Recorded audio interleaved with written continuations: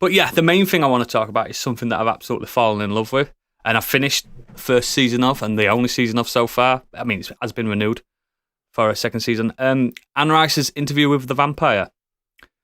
AMC's. Ooh, I want to watch this at some point. I've already buried the lead. I've fallen in love with it. Do you know how I said Sandman's the best adaptation I've seen from like book to screen? Yeah. This is the second best. So is it better than the film adaptation? It makes the film look pathetic. Good, because I can't stand the film. I'm not a big fan of the film either. It stars Jacob Anderson as Louis Dupont de la. You know Louis, who was Brad Pitt. He is now Jacob Anderson, who was in Game of Thrones as the Unsullied General. What's his name? Oh, Grey Worm. Grey Worm, yeah. Yep, him. So he's Louis. Yes, he's black. Get over it, internet. And Sam Reed as Lestat de Lioncourt. Now, we all know what Lestat has to look like. A blonde, androgynous Frenchman vampire. The opposite of Tom Cruise. Yeah, this guy he's so good. He's Candy. Mate. I mean, it doesn't sound like my type, but I'm willing to give it a go. No, dude is a pure goth. Oh, okay. I think Tom Cruise looked all right in the film. Mate, he's 4'2". Just look at pictures of him, like he's very like that. No, God, this new guy. He's an Australian guy. I don't know what else he's been in, but fucking hell, he's good. And we've got Eric Bogosian as Daniel Malloy, the guy that interviews Louis, and Bailey Bass as Claudia, the child vampire. Now, if you've seen the film, that technically, in a strange, weird way, is canon. And this is going to be strange for me to explain this to you. So, Louis, who narrates the whole book and film and stuff like that, has been a massive unreliable narrator. He lied to Daniel Malloy in the first meeting in the 80s. Right. And this is now set in Dubai in 2022, in the middle of COVID, where Louis, who obviously doesn't age, stunning young man, has invited a now 70-odd-year-old Daniel Malloy to come and have the real interview with the vampire. And straight away, Daniel's like, you nearly killed me last time. If you remember at the end, he's like, please turn me into a vampire. And he's like, you've never been listening to me and all that. You've got to forget that he used to be Brad Pitt. That's what you've got to forget.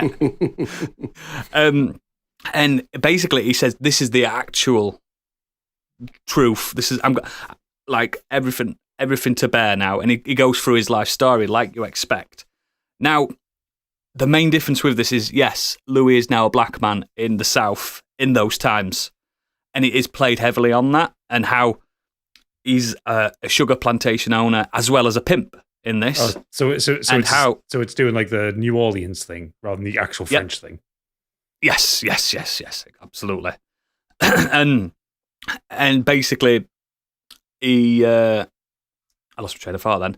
It's how can he, as a black man, be successful in a white man's world? Because this is before he's a vampire, obviously.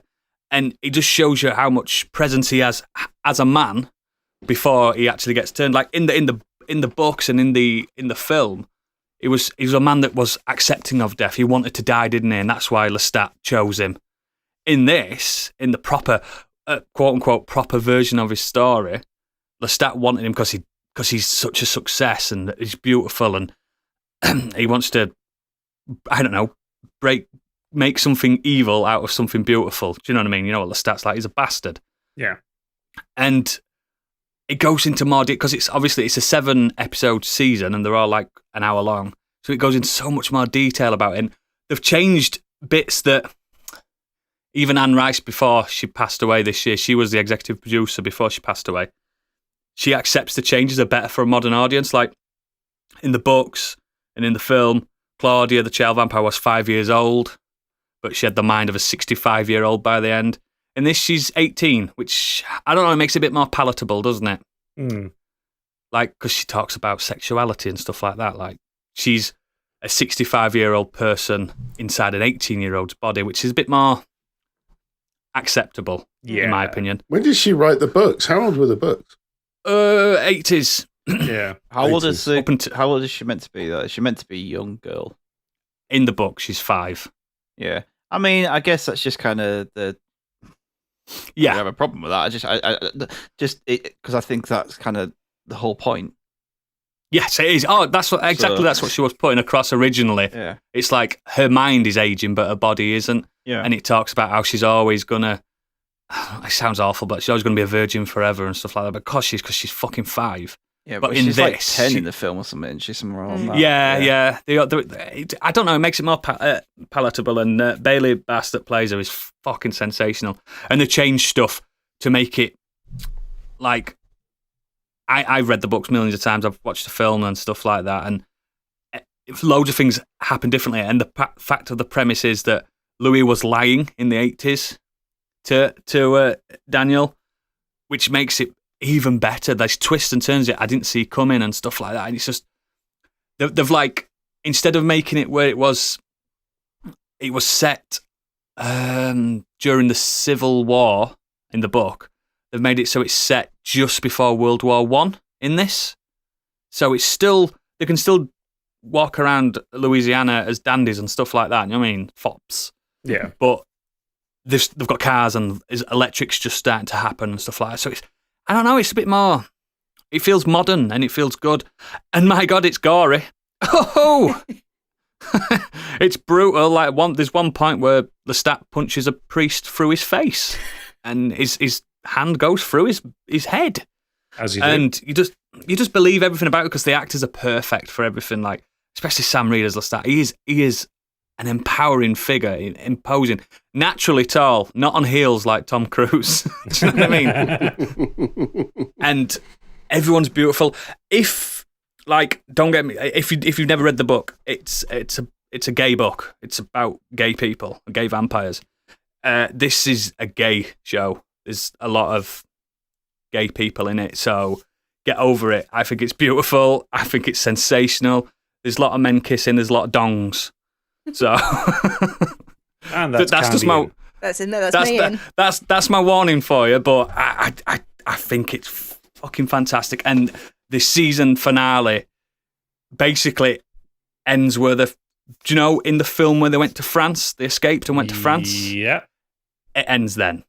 Right. Okay. So what's that? A third of the way into the full story. Yeah. So like that? then in the next season, it's going to be meeting all the old vampires, not the New World vampires, the old vampires. And it gets God, it's interesting. going to get even gayer. Oh, it's going to get super gay. Super gay. Because vampires are gays. They're all gay. It's brilliant. I think it's sensational. It's such an AMC, they can be quite hit and miss, can't they? But sure. they've put all the money in. They've called it I think they've called it the Immortal Universe. They're doing all the books, which is, some books don't even have Lestat and Louis in them. Do you know what I mean? Completely. Queen of the Damned, they're doing that. They're doing it all. Hey, they might make it good. Yeah, exactly. So I'm looking forward to it, and it's already been renewed. Critics said it's brilliant. It's not. I had to use a VPN to watch it, so it's not available in this country. But you know how to do it. I think it's, again, when I recommended Sandman to you, you loved it, didn't you? So I'm recommending Interview with the Vampire. It's fucking brilliant.